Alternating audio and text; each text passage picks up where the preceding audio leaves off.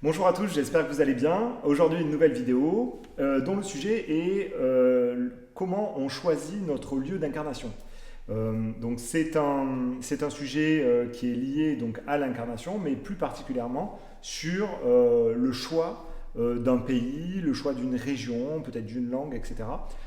J'ai jamais trop vraiment exploré ça. Est-ce qu'on subit ça? Est-ce qu'on le choisit? Est-ce que ce sont des contrats? Je sais pas. On va voir ce que me disent mes parties supérieures. Donc tout de suite, je me mets en état de conscience modifié et je vais aller voir avec mes parties supérieures ce qu'il en est. A tout de suite. En première image très intéressante, on me montre un squelette. Alors pourquoi un squelette? Je ne sais pas. Donc je suis en train de regarder voilà, des ossements, quelqu'un qui est enterré. Donc ça m'amène directement sur du transgénérationnel, sur les ancêtres. Ça m'amène sur. Alors, c'est fou parce que ça m'amène sur l'ADN de la personne dans les os. Vous voyez, c'est comme si ça me faisait un focus directement sur un os. Je ne sais pas ce que c'est comme os, on dirait un fémur, je pense. Et donc, en fait, on me fait un zoom sur la caractéristique de cet os, mais à savoir que là, je suis dans de l'ADN. C'est de l'ADN humaine et avec des ossements qui sont dans la terre. Donc euh, on est vraiment lié à quelque chose de transgénérationnel et en fait des racines. Hein. On est dans les racines familiales. Tout de suite, ce sujet m'amène là-dedans. Alors maintenant, je vais essayer de faire le lien entre cette personne qui est enterrée là et une âme qui s'incarne. Samedi, il y a une continuité. Okay, donc la notion de famille et de mémoire transgénérationnelle est hyper importante apparemment dans l'incarnation. Et c'est comme si ça me montrait que lorsqu'on s'incarne, en fait, on fait partie d'un maillon, d'un chaînage, je voulais dire, avec une génération précédente et c'est lié au niveau de l'ADN. Donc il y a un héritage d'ADN, mais il y a aussi une continuité de l'ADN, on va dire. Alors bon, je ne l'avais jamais vu comme ça, mais c'est hyper intéressant. On dirait que la, l'évolution de l'ADN d'une famille fait partie elle-même d'un grand cycle d'évolution. Donc ce qu'on peut voir dans l'infiniment petit, dans les noyaux d'une cellule avec cet ADN, en fait fait partie de quelque chose beaucoup plus grand si on dézoome par rapport à la continuité, à la vie de l'ADN. Je ne sais pas si vous me comprenez bien, mais en tout cas c'est ce qu'on me montre. Donc ce qui peut être très petit peut être très, très grand et notamment c'est comme si cet ADN en fait pouvait être perçu de différentes manières, pas seulement de façon individuelle, mais aussi en fait on a un ADN familial, transgénérationnel. Donc là, c'est super intéressant parce que ça veut dire qu'on ne vient pas par hasard s'incarner, on vient se mettre au service d'un cycle d'ADN, et c'est-à-dire dans la continuité de la construction d'un ADN familial. Ok, j'avais jamais vu ça comme ça, super intéressant. Donc c'est comme si lorsqu'on s'incarnait, on n'était presque pas dissociable, où on était rattaché à cet ADN familial, quoi qu'il arrive, de toute façon. Ok. Alors je vais voir par rapport à un pays. Ouais, en fait, ça me dit tout de suite, le pays, c'est la caractéristique, c'est une caractéristique. C'est comme si c'était un gène, en fait, particulier. Ok. Et alors, en fait, lorsque je regarde pourquoi certains pays, pourquoi certaines régions, parce que ça va être des endroits qui vont permettre de manifester et d'exprimer certains gènes, en fait, certaines émotions. Donc en fait, des personnes qui, par exemple, naissent dans des pays en guerre où il y a des conflits, etc., des problèmes de territoire, ça va être des personnes qui, au cours de la réincarnation, ont besoin de manifester ce gène-là. Ils vont avoir besoin de manifester ces, ces émotions, ces caractéristiques.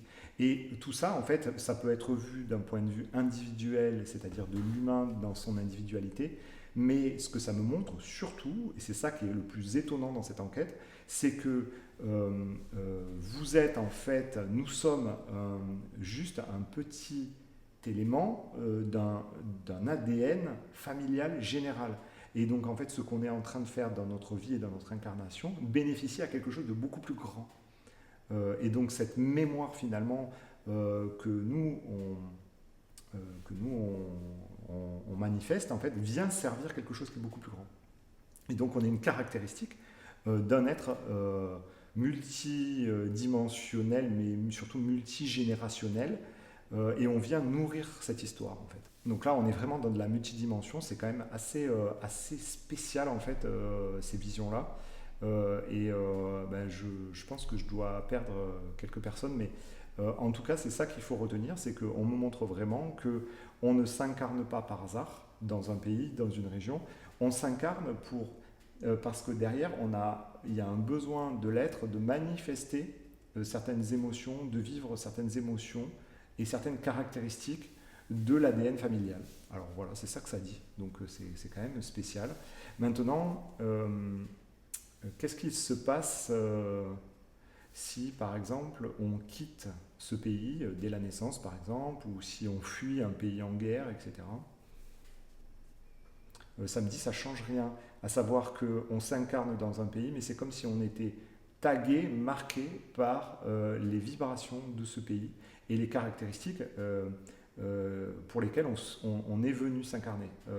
La caractéristique, si par exemple on arrive dans un pays en guerre, on va être marqué par des émotions liées à la guerre, ce qui peuvent être, je ne sais pas, de la colère, mais ça peut être aussi de la peur, ça peut être un instinct de survie très fort, etc.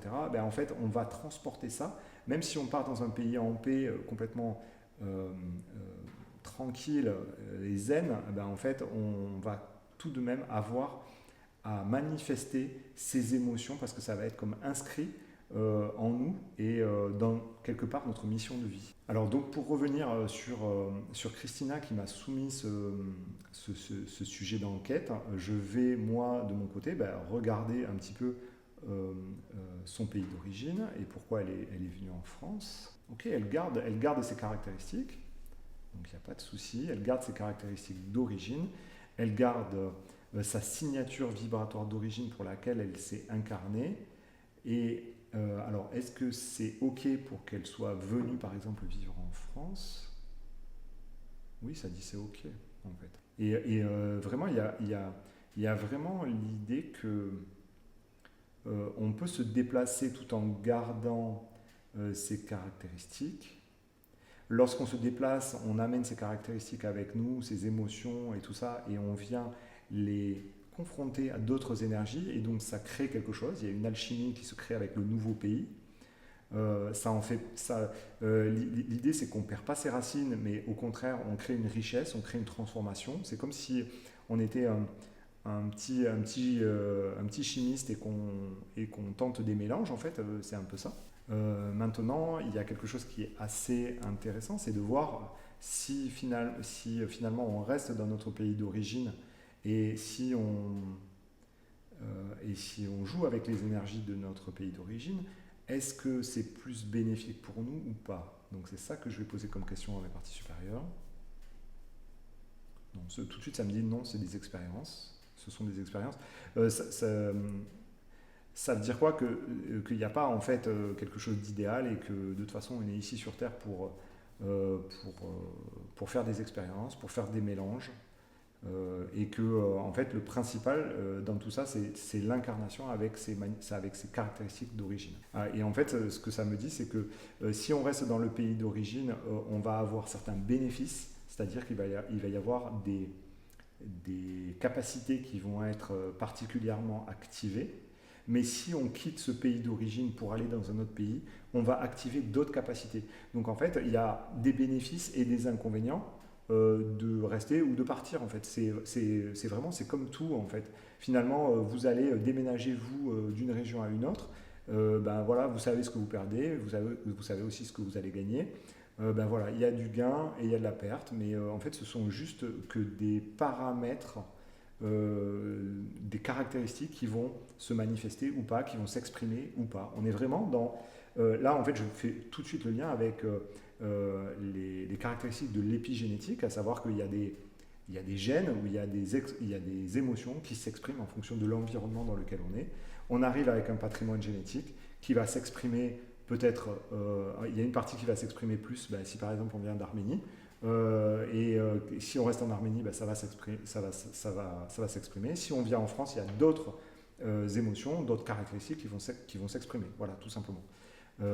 Et donc en fait, tout ça, c'est pas grave si on quitte notre pays ou si on y reste en fait.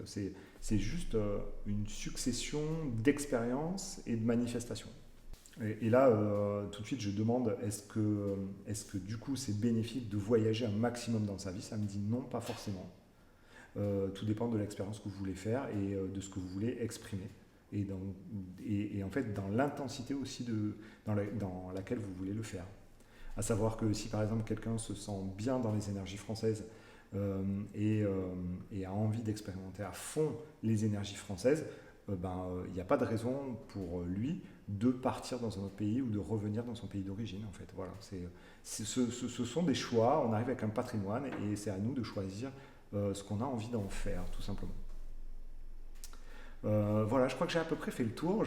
C'est une toute petite capsule, mais très intéressante et qui m'a montré en fait ce patrimoine génétique et cette incarnation d'une autre manière avec cet ADN familial tel que je l'avais jamais vu et cette forme d'épigénétique où on va pouvoir exprimer certains gènes, certaines caractéristiques selon le pays dans lequel on vit, mais ça ne nous enlève pas du tout nos caractéristiques d'origine et notre pays d'origine. Voilà. J'espère que cette capsule vous aura plu et je vous dis à très vite pour une nouvelle vidéo.